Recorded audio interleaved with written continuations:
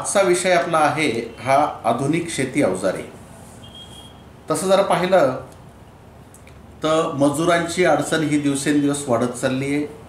बरेच लोक म्हणतात मजूर कमी होत आहे। मी असं म्हणेल की मजूर कमी होत नाही, काम करण्याची मानसिकता त्यांची नाही आहे।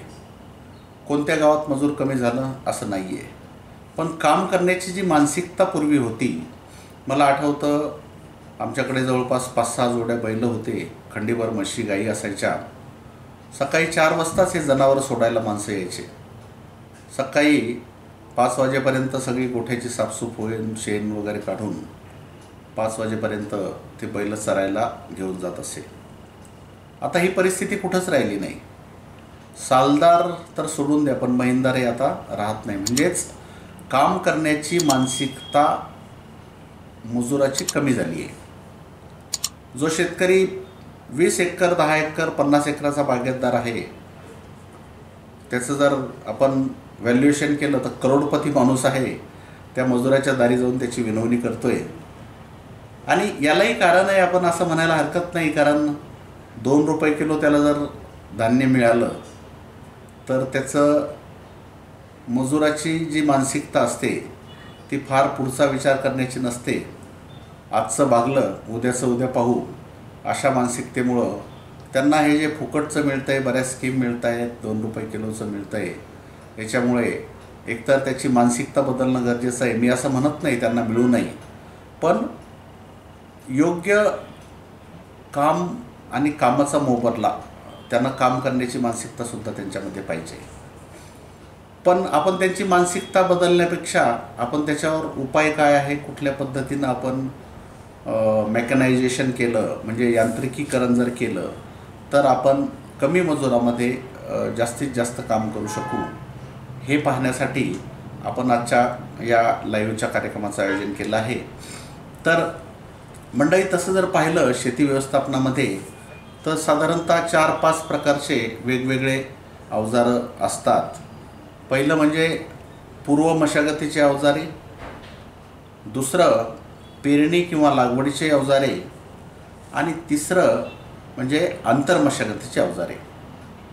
याच्यानंतर चौथे अवजारं म्हणजे पीक संरक्षक अवजारे, त्यात वेगवेगळे फवारणीचे पंप वगैरे येतात, आणि 5वं म्हणजे इतर काही गोष्टी, इतर काही अवजारे असतात ते आहे। तर आपण असं टप्प्याटप्प्यानं पाहू। सगळ्यात पहिले पूर्व मशागतीचे अवजारे। पूर्व मशागत म्हणजे पेरणी किंवा लागवडीपूर्वी जमिनीची शेतीची जे कामं करायची असतात त्या मशागतीला आपण पूर्व मशागत म्हणतो। यामध्ये प्रामुख्यानं नांगरणी करणे, त्यानंतर ढेकळं फोडणं, जमिनीचं सपाटीकरण, त्यानंतर तुमचे कल्टिवेटर करणे वगैरे, या सगळ्या गोष्टी ज्या आहेत या पूर्व मशागतीमध्ये येतात। चर पाडणे हे पूर्व मशागतीचे कामं आहेत। तर पूर्व मशागतीमध्ये आपण सपाटीकरण करतो। जमिनीचं पूर्व मशागत केल्यामुळं हवा खेळती राहते। तण नियंत्रणासाठी पूर्व मशागतीचे कामं करणं अत्यंत महत्त्वाचं आहे। त्यानंतर जमिनीचा जो कडकपणा आहे तो कमी करण्यासाठी पूर्व मशागतीचे कामं महत्त्वाचे आहे।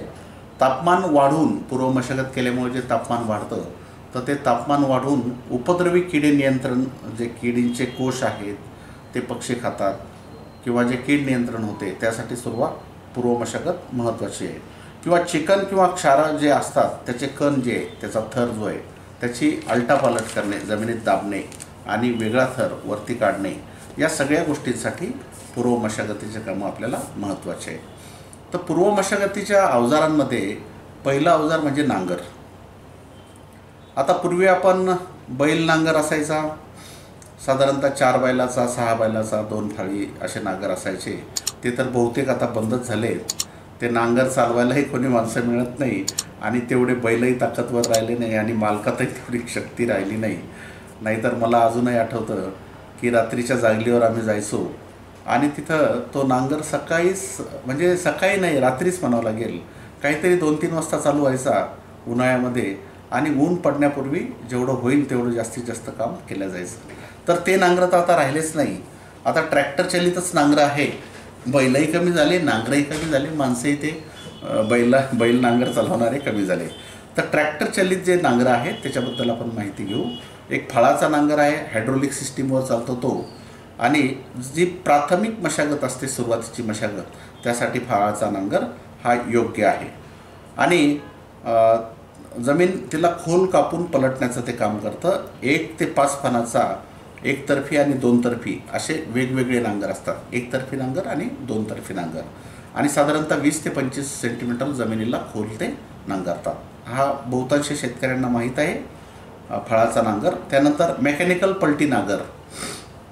हा दोन्ही बाजूनं याचे फाळ असतात. 3 ते 6 फाळ असतात दोन्ही बाजूनं फाळ असल्यामुळं. आणि साधारणतः हा 40 HP वरच्या ट्रॅक्टरच्या कॅपॅसिटी जी असते 40 HP अँड अबव, त्याच्यावर हा ऑपरेट होतो.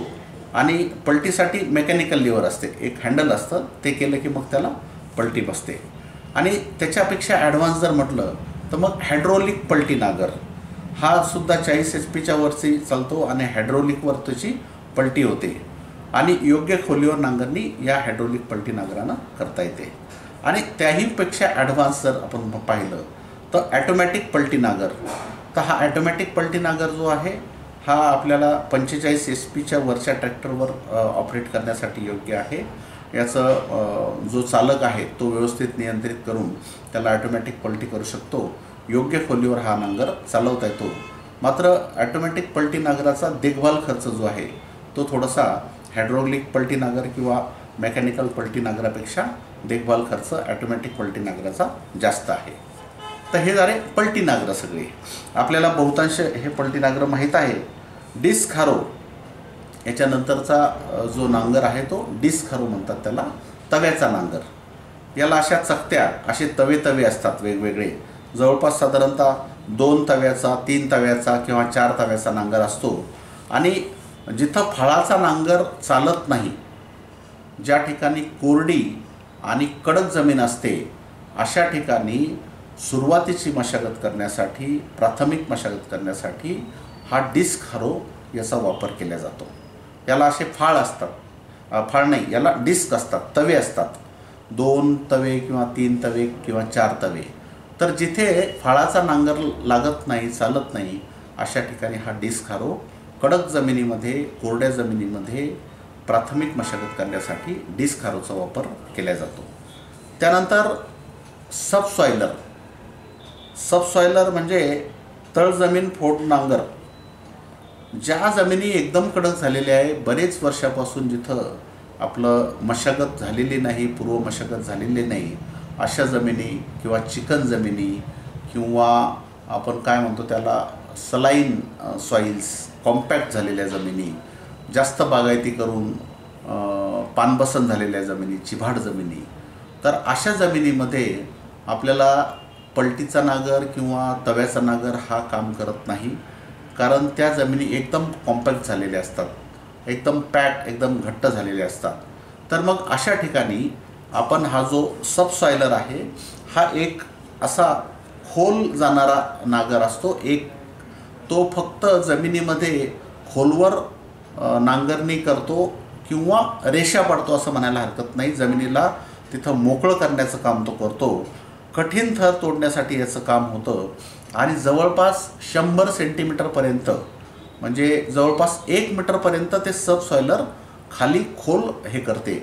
बरेच वेळेस जिथं शारपट जमिनी आहेत किंवा जिथं निचरा कमी होतो अशा जमिनीची नांगरणी करण्यासाठी हे सबसॉइलरचा वापर केला जातो. तर ज्याही जमिनी पानबसन आहे, चिभाड जमिनी आहे, शारपट आहे, अशा जमिनी जिथं निचरा कमी होतो अशा जमिनीमध्ये मातीची संरचना सुधारावी आणि खोलपर्यंत माती मोकळी व्हावी यासाठी या सबसॉइलरचा वापर केला जातो. याचा भाग म्हणजे जसं नांगरानं तुमचं 3 फूट, 4 फूट, 6 फुटापर्यंत नांगरणी होते, यानं जास्त रुंद नांगरणी होत नाही, फक्त खोलवर रेषा मारल्यासारखी. पण खोलवर झाल्यामुळं तिथे निचरा सुधारण्यासाठी एक फार फायद्याचा हा सबसॉइलर आहे.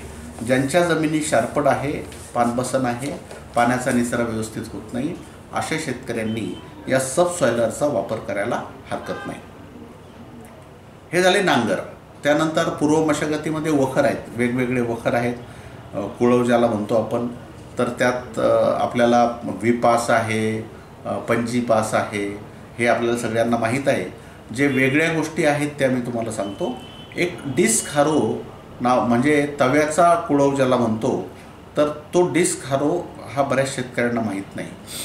जसं आपण पंजी पास मारतो किंवा विपास आहे किंवा अजून फनाट आहे, तर याच्याऐवजी जिथं तुम्हाला म्हणजे कोळपणी पण झाली पाहिजे, माती बारीक पण झाली पाहिजे, अशासाठी डिस्क हारोचा वापर केला जातो. याला साधारणतः 2 तवे असतात आणि जे 2 डिस्क असतात, समोरची जी आहे ती डिस्क मातीला बाहेर लोटते. समोरची डिस्क कशी मातीला बाहेर लोटत चालते आणि मागची डिस्क त्याच मातीला परत आत लोटते. आणि त्यामुळं काय होतं की माती बारीक होते आणि जमिनीचं जे आहे म्हणजे पूर्ण हरोईंग म्हणजे काय म्हणतो आपण त्याला, कोळपणी आणि माती बारीक करणे, असे दोन्ही गोष्टी या डिस्क हारोच्या माध्यमातून होतात. त्यानंतर कल्टिवेटर आहे आंतरमशागतीसाठी, ढेकळं फोडण्यासाठी. जिथं बरेच वेळेस आपण नांगरणी करत नाही, त्याला काही शेतकरी फनाट म्हणतात, कोणी कल्टिवेटर म्हणतात. तर याचा वापर किंवा दरवर्षी जिथं नांगरणी होत नाही तर मग आपण तिथं फनाटून घेतो, म्हणजे कल्टिवेटर करतो. तर ही सुद्धा एक आपलं पूर्व मशागतीमधलं अवजार आहे. त्यानंतर जमिनीचं सपाटीकरण करण्यासाठी, तर त्यामध्ये पहिलं सपाटीकरण करण्यासाठी किंवा तुमचं वरचे ढेकळं बारीक करण्यासाठी, त्यासाठी सपाटीकरण आणि ढेकळं बारीक करणे याच्यासाठी रोटावेटर सगळ्यांना माहीत आहे. रोटावेटरमध्ये सी ब्लेड, जे ब्लेड आणि एल ब्लेड असे वेगवेगळ्या प्रकारचे ब्लेड असलेले रोटावेटर आहे. तर साधारणतः जो एल ब्लेडवाला रोटावेटर आहे त्याला जास्त HP ट्रॅक्टर लागतं. सी आणि जे ब्लेडवाल्या रोटावेटरला कमी HP असेल तरी चालतं. बहुतांश शेतकरी रोटावेटरचा वापर करतात. तर या रोटावेटरमुळं साधारणतः जमिनीच्या वरचा जो 3-4 किंवा फार तर 5ही नाही पण 4 इंचापर्यंतचा जो थर आहे तो माती बारीक होते एकदम. आणि मात्र अशा जमिनीमध्ये जर तुम्ही नांगरणी केलेली नसेल तर मात्र वरचा 4 इंचाच्या खालचा जो थर आहे तो कडक असतो.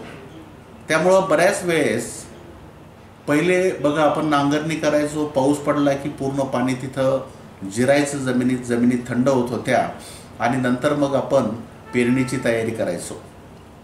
आता काय झालं, बरेच शेतकरी फक्त रोटावेटर करतात. रोटावेटर केलं तर 4-5 इंचाचा थर हा बारीक होतो, खाली जमीन कडक असते.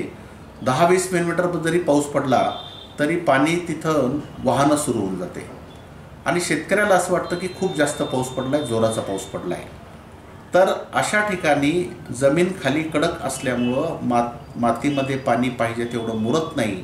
वरती 3-4 इंच हा थर ओला होतो, मात्र खाली जमीन ही कोरडी असते, कडक असते.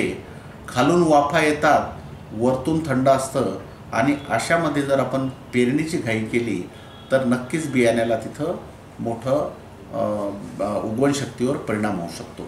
2 वर्षापूर्वी ज्या सोयाबीन बियाण्याच्या उगवणीच्या तक्रारी आल्या त्यामध्ये ठीक आहे, काही ठिकाणी बियाण्याचा दोष असेल, मात्र बऱ्याच ठिकाणी असं निदर्शनात आलं की शेतकऱ्यांनी रोटावेटर केलं होतं, लवकर पाऊस पडला, 20-25 मिलीमीटर पाऊस पडला, पण शेतकऱ्यांना असं वाटलं की खूप पाऊस पडला कारण रोटावेटरच्या शेतातून पाणी लवकर वाहतं आणि मग त्यांनी पेरणीची घाई केली. पण खाली कोरडं होतं, खालून वाफा येत होत्या, बियाणं मध्ये अडकलं, वरतून ओलं आणि खालून वाफ असं असल्यामुळं तिथं बियाणं कुजलं. तर मंडळी, रोटावेटर करताना जमिनीची आपल्याला पाऊस किती पडतोय म्हणजे जमिनीमध्ये पाणी मुरणं हे अत्यंत गरजेचं आहे. आणि पेरणी तसंही 75 ते 100 मिलीमीटर पाऊस पडेपर्यंत पेरणी करणं टाळावं. ही गोष्ट एक रोटावेटरमध्ये मला सांगणं अत्यंत महत्त्वाची वाटली. रोटारेझर हे एक नवीन रोटावेटरचं एक मॉडर्न पद्धत आपण ज्याला म्हणू.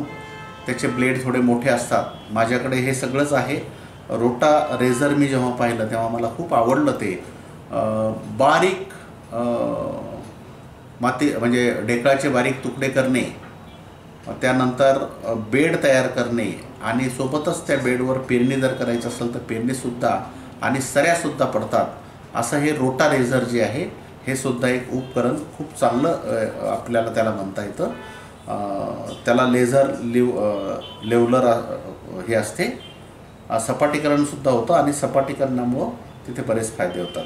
तर यामध्ये रोटारेझरमध्ये तुम्हाला ऊस लागवड म्हणा किंवा भाजीपाला लागवड आहे किंवा जिथे BBF करायचं आहे अशा ठिकाणीसुद्धा रोटारेझर तुम्ही वापरू शकता. त्यानंतर लेझर लेवलर, जे आपल्याला जमिनीचं सपाटीकरण करायचं आहे अशा ठिकाणी लेझर लेवलर चालवतात. त्यामुळं जमिनीचं सपाटीकरण, बऱ्याच ठिकाणी जमिनी खालीवर असतात, आबडधोबड, कुठं टेकडं आहे कुठं खड्डा आहे, तर अशा ठिकाणी आपल्याला या लेवलर जे आहेत, लेझर लेवलर, याचा उपयोग करणं फायद्याचं ठरतं. कारण सपाट जमीन नसेल तर बागायतीसाठी आपल्याला अवघड जाते, सिंचन व्यवस्थापन करताना त्रास जातो. त्यानंतर तुम्हाला तिथे जमिनीची धूप जास्त प्रमाणात होते, टेकडे खड्डे असेल तर अशा वेळेस मग तुम्हाला तिथे हे लेवलर वापरून मग तिथे फक्त हे वापरल्यानंतर एक मोठी अडचण येते की जे टेकडा आहे, जो उंच भाग आहे, त्याला आपण कमी करून तो सखल भागात जेव्हा घेतो, आपण खड्ड्यात जेव्हा घेतो, तेव्हा बघा जमीन जी आहे, आपण मागेसुद्धा पाहिलं की वरचा जो 1 फुटाचा थर आहे तो सुपीक असतो, त्यातल्या त्यात 9 इंचाचा जास्त सुपीक असतो. आणि तो जर थर आपण काढून नांगरून किंवा त्याची माती बाजूला ओढली तर खालचा थर हा कमी सुपीक असतो. तर अशा वेळेस मग आपल्याला जेव्हा लेव्हल करतो तेव्हा सुपरफिशियल लेअर ज्याला म्हणतात, सॉईल सुपरफिशियल लेअर, हा 9-10 इंचाचा थर आपल्याला आधी बाजूला लुटून घ्यायचा, नंतर खालची माती लेव्हल करायची आणि नंतर मग तो जो वरचा 9-10 इंचाचा थर आहे तो सगळीकडे सारख्या प्रमाणात पसरवायचा. नाही तर मग असं नाही केलं तर वर्ष 2 वर्ष जे टेकडे होते किंवा उंच भाग होता तिथं पीक चांगलं येत नाही. मग हे पीक चांगलं यावं त्यासाठी वरचा थर जो आहे जमिनीचा हा एका बाजूनं लुटून लेवल करून नंतर तो सगळा थर समप्रमाणात सगळ्या शेतामध्ये आपण पसरून सपाटीकरण त्याचं करू शकतो. त्यानंतर पोस्ट होल डिगर ज्याला म्हणतो आपण, तर पोस्ट होल डिगरमध्ये म्हणजे झाडं लावण्यासाठी जे खड्डे करतात, फार सोपं मला आवडलेलं एक अजून उत्कृष्ट हे एक अवजार आहे. जिथे मोठ्या प्रमाणात आपल्याला झाडांची लागवड करायची किंवा कंपाऊंडसाठी खड्डे करायचे, झाडं लागवडीसाठी खड्डे करायचे, तर त्यासाठी हा पोस्ट होल डिगर हा एक चांगला अवजार आहे.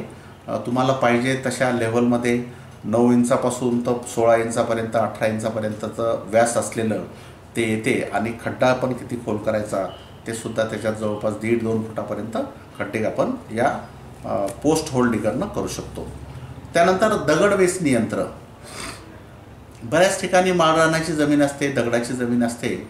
मशागत करताना किंवा पेरणी करताना किंवा पीक काढणी करताना, आंतरमशागत करताना इथं खूप मोठी अडचण येते जास्त दगडाच्या गोटाळ जमिनीमध्ये. मग ट्रॅक्टर चलित एक दगड वेचणी यंत्रसुद्धा आहे. ते जर तुम्ही चालवलं तर सगळे दगडं जे आहेत त्या दगडांना ते वेचून म्हणजे कमी कष्टामध्ये आपल्याला मजुराला खूप जास्त पैसे लागू शकतात. तर मजुराच्या 1/10 किंवा 1/20 जरी म्हटलं तर हरकत नाही. जिथं 1000 रुपयामध्ये तुमचं हे दगड वेचणीचं काम ट्रॅक्टरनं होईल तिथं आपल्याला 10,000 रुपयेसुद्धा लागू शकतात. त्यामुळे या एवढ्या कमी खर्चामध्ये दगड वेचणी यंत्र तिथं आपल्याला उपयोगी पडू शकतं. त्यानंतर बेड मेकर आहे, जिथे तुम्हाला हळद आहे तुमचं, त्यानंतर अद्रक आहे किंवा इतर पिकं जे बेडवर लावायचे आपल्याला, अशासाठी डायरेक्ट तुमचे बेड तयार करणे आणि सरी तयार करणे असं बेड मेकरसुद्धा काही ठिकाणी तूर लावतात त्या बेड मेकरनं वापरून. जिथे निचरा होणं अत्यंत गरजेचं आहे अशा ठिकाणी किंवा ज्या ठिकाणी पानबसन चिबाड जमीन आहे आणि तिथं तुम्हाला पीक घ्यायचं आहे तर अशा ठिकाणी बेड मेकरचा वापर तुम्ही करू शकता.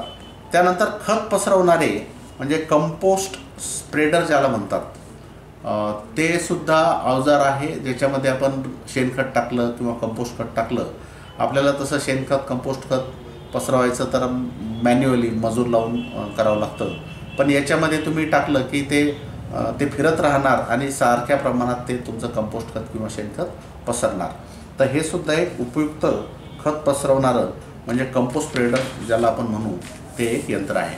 तर मंडळी, हे जे मी तुम्हाला सांगितले हे सगळे पूर्व मशागतीचे अवजारे आपण म्हणायला हरकत नाही की जे पेरणीच्या आधी जमिनीमध्ये ज्या ज्या गोष्टी करणं गरजेचं आहे त्यासाठी आपण ह्या पूर्व मशागतीच्या अवजारांचा वापर करू शकतो. आता त्यानंतर पेरणी किंवा लागवडीचे अवजारं.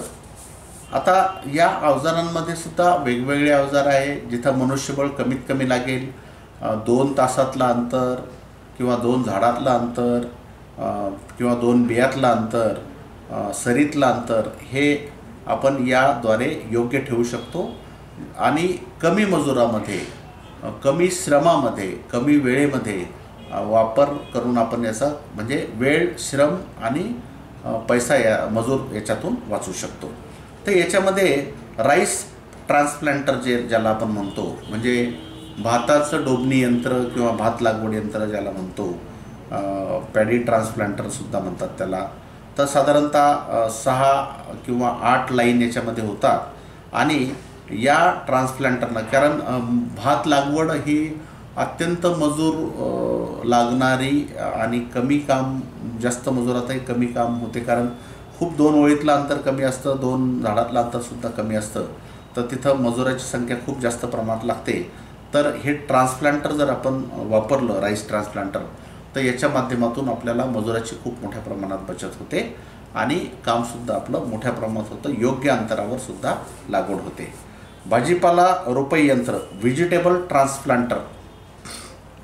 भाजीपालाचे जे रोपं आहेत, आपण बहुतांश आता शेतकरी भाजीपाल्याचं बी न लावता किंवा घरी नर्सरी न करता नर्सरीतून विकत सरळ रोपं आणतो आपण, किंवा घरच्या नर्सरीतले जे रोपं आहेत ते लागवड करताना सुद्धा आपल्याला मोठ्या प्रमाणात मजुरी लागते.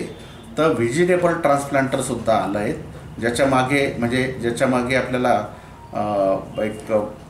एका मजुराला, 2 मजुराला, 3 मजुराला बसण्याची व्यवस्था केलेली असते. आणि बरोबर त्यात एक एक रोप टाकल्यानंतर योग्य अंतरावर ते रोप पडते आणि त्याला मातीसुद्धा लागते. असं एक उत्कृष्ट हे भाजीपाला रोपई यंत्र किंवा व्हेजिटेबल ट्रान्सप्लांटर ज्याला म्हणतो आपण, ते सुद्धा बाजारात उपलब्ध आहे. त्यानंतर सीड ड्रिल मशीन म्हणजे पेरणी यंत्र. तर पेरणी यंत्रसुद्धा ट्रॅक्टर ऑपरेटेड पेरणी यंत्र ज्याला म्हणतात.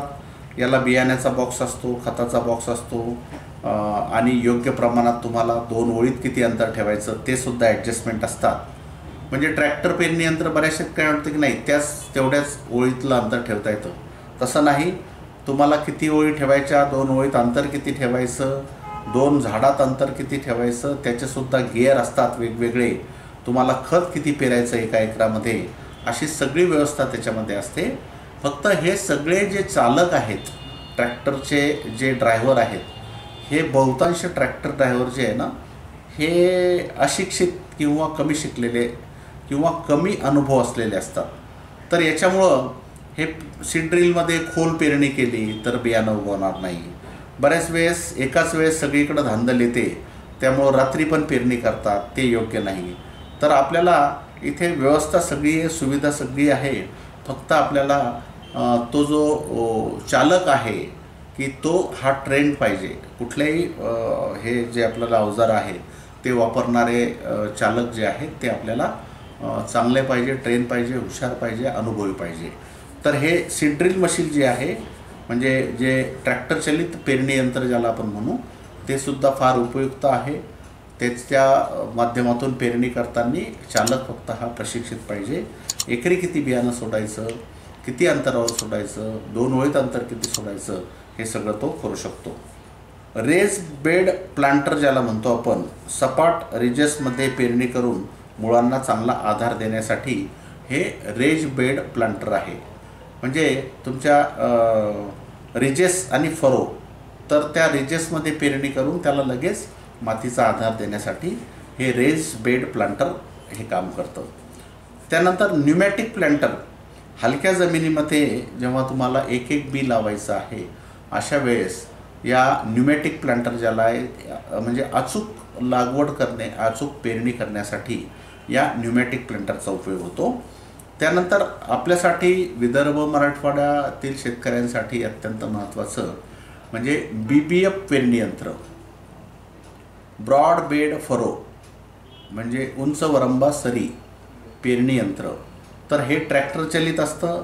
हे आपलं जे पेरणी यंत्र असतं तसंच, फक्त शेवटच्या दोन जे तुमचे फण आहेत, जे पेरणीचे जे शेवटचे दोन फण आहेत, तर त्या दोन फणाला तिथून पेरणी न करता तिथं सरी पाडण्यासाठी फाळ लावलेला असतो आणि बाजूला किती खोल करायचं त्यासाठी व्हील असतं.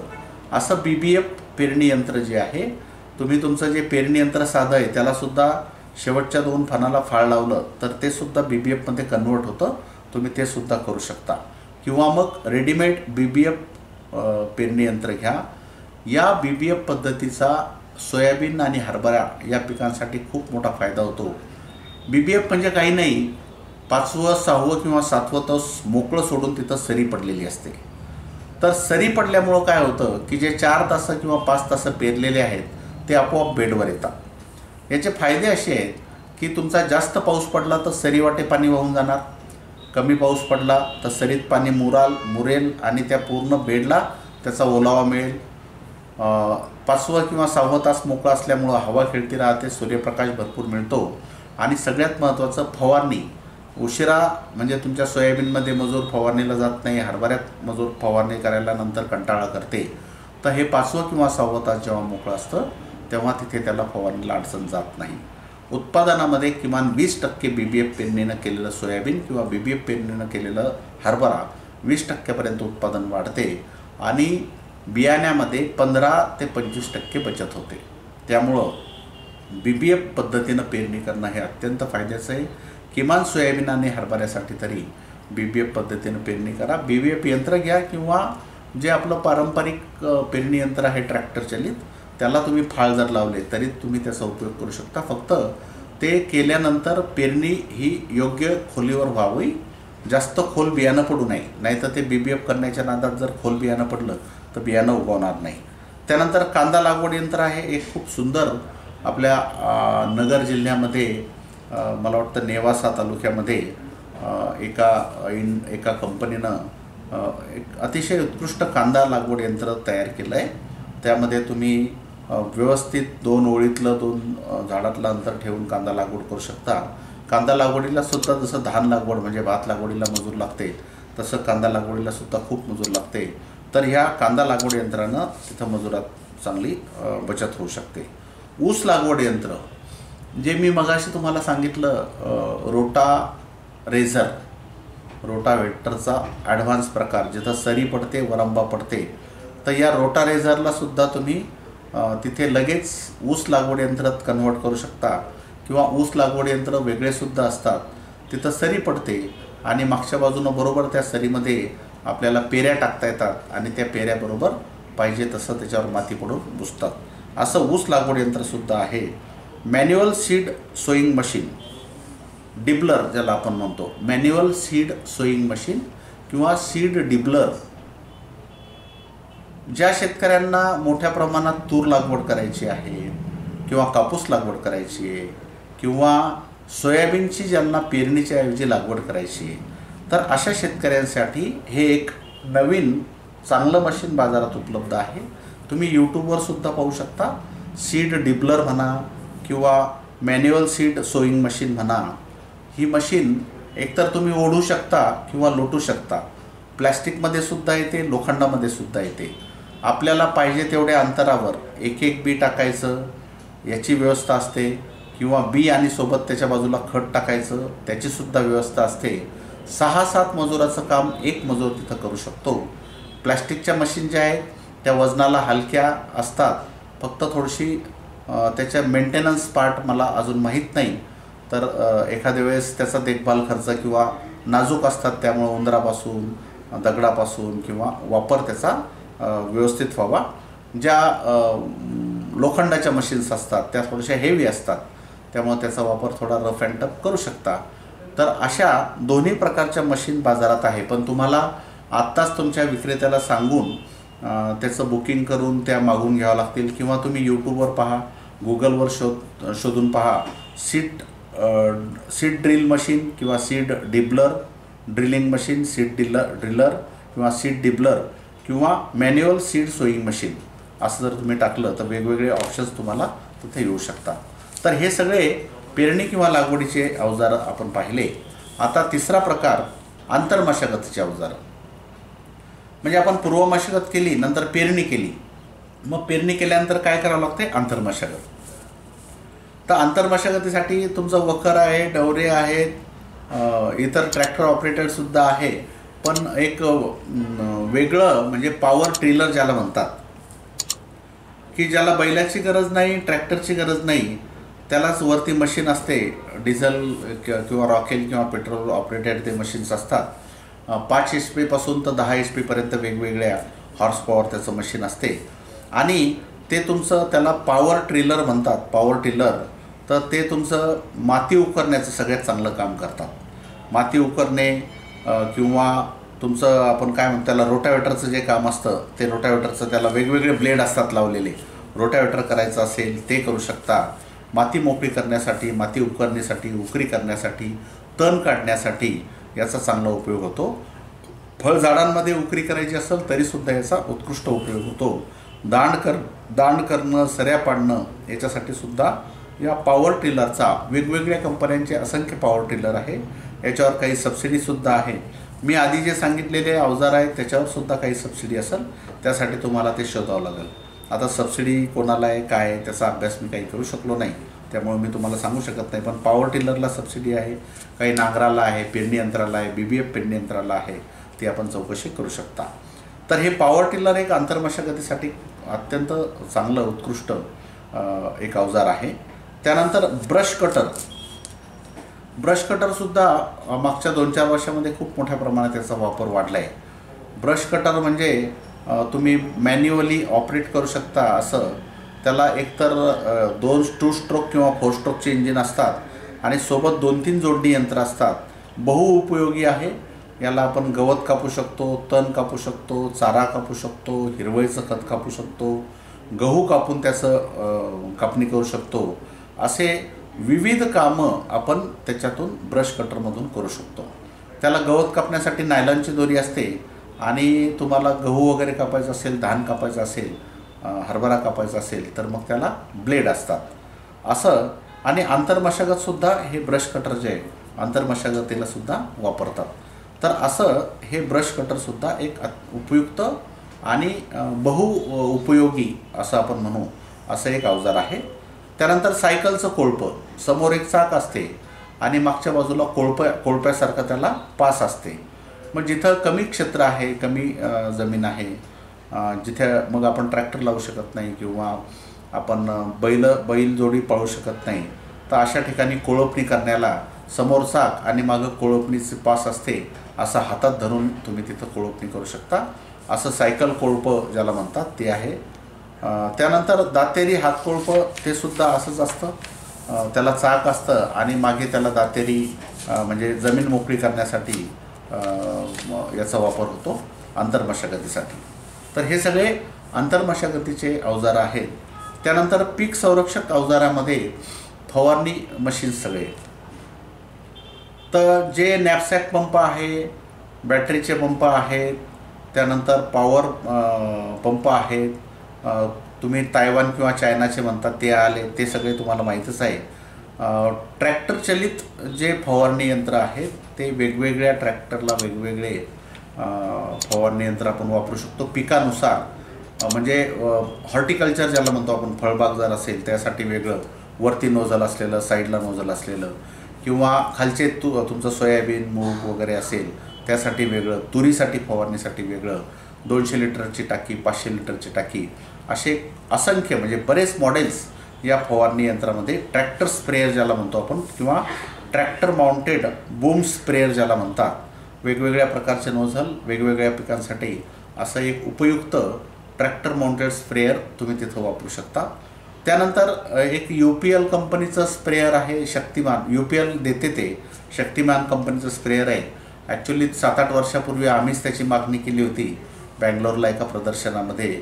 त्या शक्तिमान कंपनीला आम्ही म्हटलं होतं की बाबा आम्ही आमच्या मोठ्या शेतकऱ्यांना घ्यायला लावू किंवा आम्ही घेऊ आणि भाड्यानं देऊ. मोठ्या प्रमाणात एकाच वेळेस खूप मोठ्या प्रमाणात फवारणी होते. पण ते त्यांचं एक करार एका कंपनीसोबत झाल्यामुळं त्यांनी ते नाही म्हटलं. पण तशा पद्धतीचे स्प्रेयर जे आहेत जे शक्तिमान कंपनीचे UPL कंपनी सध्या वापरते, त्याच्यापेक्षा कमी किमतीमध्ये ट्रॅक्टर माउंटेड असे स्प्रेयर हरियाणामध्ये तुमच्या बऱ्याच कंपन्यांनी बनवलेले आहेत, जे ट्रॅक्टरला लावून तुम्ही वापरू शकता आणि नंतर तो ट्रॅक्टरसुद्धा वापरू शकता. कर्नाटकामध्ये किंवा तुमच्या छत्तीसगडमध्ये, झारखंडमध्ये असे बरेच म्हणजे उंच चाकं केलेले असतात त्याला. ते व्हील जे आपले जे, कारण आपण फवारणी छोट्या पिकांमध्ये म्हणजे सोयाबीनसारख्या पिकांमध्ये फवारणी करणं जे ट्रॅक्टरचे मोठे चाकं आहे ते लावून करू शकत नाही. मग अशा वेळेस त्यांना उंच चाकं दिलेले असतात. हे चाकं काढायचे आणि ते लावायचे आणि फवारणी करायची. तर हरियाणा किंवा तुमचं अहमदाबादमध्ये वगैरे अशा इंडस्ट्रियल एरियामध्ये असे ट्रॅक्टर स्प्रेअर बनवणारे बऱ्याच कंपन्या आहेत. त्याचा जर तुम्ही अभ्यास करून त्याचासुद्धा वापर करू शकता. बैलचलितसुद्धा फवारणी यंत्र आहे. त्याचं विशिष्ट नाव आहे, मला आता ते आठवत नाही. तर जे बैलाला ते लावायचं, बैल झोपून, आणि त्याला गिअर असतात, त्याच्या चाकातून बेल्टद्वारे वरती एक हायड्रोलिक प्रेशर तयार केलेलं असतं, त्याला टाकी असते आणि त्याच्या मागे मग त्या जवळपास 10, 15, 20पर्यंत नोझल आपण त्या चाक फिरल्यानंतर आपोआप जसं पिस्टननं प्रेशर तयार होतं तसं प्रेशर तयार होऊन ते बैलचलित फवारणी यंत्रसुद्धा आपल्याला पडगिलवार कंपनीचं किंवा इतर कंपन्यांचं सुद्धा आहे. MP मधले एक शेतकरी आहेत, त्यांनी ते संशोधित केलेलं आहे. तर अशा पद्धतीनं, आणि एक ड्रोन स्प्रेअर आता नवीन कन्सेप्ट आला आहे. गव्हर्नमेंटनं त्याच्यावर सबसिडीसुद्धा जाहीर केली आहे. ड्रोन स्प्रेअर याच्यामध्ये खूप लवकर आणि खूप मोठ्या क्षेत्रात तुम्ही फवारणी करू शकता. 10 लिटर, 20 लिटर, 30 लिटरच्या टाकीचे हे ड्रोन असतात. किमती याच्या 5 लाखापासून 10 लाखापर्यंत आहे. पण गव्हर्नमेंटनं याच्यावर, केंद्र सरकारनं मोठी सबसिडी जाहीर केली आहे. कृषी विद्यापीठं, संशोधन केंद्र यांना 100% सबसिडीवर, त्यानंतर ॲग्रिकल्चर ग्रॅज्युएट, कृषी पदवीधर असेल त्याला 50% सबसिडी, तुमची फार्मर प्रोड्युसर कंपनी असेल, गट असेल, त्यांना 60% सबसिडीवर हे ड्रोन स्प्रेअर उपलब्ध होणार आहे. यानं साधारणतः खूप फास्ट म्हणजे खूप लवकर आणि खूप मोठ्या क्षेत्रात फवारणी शक्य आहे. हे low volume high pressure sprayer याला म्हणतात. आपल्याला दिसतही नाही फवारा झालेलं, पण ते कंट्रोल होण्यासाठी सोपं असतं. एकरी डोजाप्रमाणे किंवा किती एकराला टाकायचं तेवढ्या पाण्यात ते सगळे औषधं टाकून आपण ते फवारणी करू शकतो. तर हे झालं सगळे पीक संरक्षक अवजारे. त्यानंतर इतर काही अवजारं म्हटल्यापेक्षा इतर शेती उपयुक्त जे इतर गोष्टी आहेत त्यामध्ये फेरोमेन ट्रॅप्स असतात. म्हणजे आपण त्याला काय म्हणू, कामगंध सापळे. मादीचा वास त्या गोळीमध्ये असतो आणि नर तिथं अट्रॅक्ट होतात. जसं आपण कॉटनसाठी, कापसासाठी ते वापरलेले आहेत किंवा इतर वेगवेगळ्या पिकांसाठी सुद्धा ते वापरतात. फेरोमेन ट्रॅप्स आहेत. लाईट ट्रॅप हा एक अत्यंत महत्त्वाचा किंवा शेतकरी घरच्या घरी बनवू शकतात असा एक तेलाचा डब्बा जो असतो आपला, ज्या पिकावर बघा, ज्या पिकावर आळी येते, तर ह्या ज्या आळ्या आहेत, तर आळ्याची लाईफ सायकल जर तुम्ही पाहिली तर पतंग असतात, पतंग अंडे घालतात, अंड्यातून आळी बाहेर पडते. हे पतंग जे आहेत, आळ्याचे पतंग, हे प्रकाशाकडे आकर्षित होतात. आणि जर आपण लाईट लावला, पावसाळ्यात पाहत असाल तुम्ही, लाईट लावला की लाईटाच्या बाजूला पाकोळ्या जमा होतात. तर तेच आम्ही मागच्या 7-8 वर्षापासून लाईट ट्रॅपचा प्रसार करतोय. कारण शेतकऱ्याला गुलाबी बोंडअळीपासून वाचायचं असेल तर लाईट ट्रॅप हे पतंगाला कंट्रोल करण्यासाठी खूप सोपं आणि चांगलं साधन आहे. तर हे लाईट ट्रॅप जे आहेत तुमचे, हे लाईट ट्रॅप घरच्या घरी तुम्ही बनवू शकता. तेलाचा डब्बा 20 लिटरचा एक बाजू कापायची, आतून बाहेरून त्याला पिवळा रंग द्यायचा, आतल्या बाजूनं त्याच्या 1000 किंवा 500 वॅटचा ट्यूब लावायची, म्हणजे हॅलोजन कांडी लावायची. फक्त वायरिंग करताना शॉक लागणार नाही, झटका बसणार नाही, इलेक्ट्रिक शॉक लागणार नाही, याच्यासाठी काळजी घ्यायची. इन्सुलेटर वापरा किंवा आपली ड्रीपची नळी जी असते त्याच्यातून वायर घ्या, शॉक लागणार नाही याची काळजी घ्या. आणि मग हे लाईट जे आहेत, ज्या पिकावर आळ्या येतात अशा पिकाकडे तोंड करून 5-7 एकरात, 10 एकरात एक जरी लाईट ट्रॅप लावला, 8-10 दिवसातून एक दिवस जरी रात्री तो चालू ठेवला, तर त्यांना जे पतंग आहेत, जे मॉथ्स आहेत, ॲडल्ट्स आहेत आळ्यांचे, ते तिथं आकर्षित होतात आणि मरून जातात. तर हे झालं मंडळी सगळे जे मला माहिती आहे तेवढे मी तुम्हाला अवजाऱ्याबद्दल माहिती सांगितली. याच्या व्यतिरिक्त विदेशांमध्ये खूप हायटेक मशीन्स जे आहे, ॲग्रिकल्चर मशिनरीज खूप हायटेक, आपण विचारही करू शकत नाही एवढ्या तंत्रज्ञान पुढं गेलेलं आहे, पण तिथं होल्डिंग जास्त असते, मोठ्या क्षेत्रावर लागवड केलेली असते एकाच पिकाची. मग तुमचे टमाटे तोडणीपासून तर तुमचं एका एका झाडाचं प्रुनिंग ट्रेनिंग, हॉर्टिकल्चरचे झाडाचे फळं तोडणं वगैरे, किंवा हिरवे टमाटे लाल टमाटे वेगळे करणं, गोबी तोडणं, असे मोठे मशीन्स मोठ्या एकाच दिवसात 100-200 एकरावर कापणी होईल किंवा हजारो एकरावर फवारणी होईल. कापूस वेचणी यंत्र, आपल्या इथं कापूस वेचणी यंत्र नाही आहे, कारण आपल्या इथे शेतकऱ्याला सतत बोंड पाहिजे. विदेशामध्ये ज्या जाती लावतात त्या एकाच वेळेस फुटणाऱ्या आणि मग त्याला जाळून टाकतात पानाला आणि नंतर फक्त कापूस वेचून घेतात. तर आपल्या इथली मानसिकता थोडी वेगळी आहे, पण आपल्या इथं सुद्धा प्रयोग चालू आहे, प्रयत्न चालू आहे. आपल्या इथं सुद्धा कापूस वेचणी यंत्र येतील. तर असे अनेक हायटेक किंवा मॉडर्न जे यंत्र आहे ते विदेशामध्ये आहे. मंडळी, हे झालं आजच्या या कार्यक्रमाबद्दल.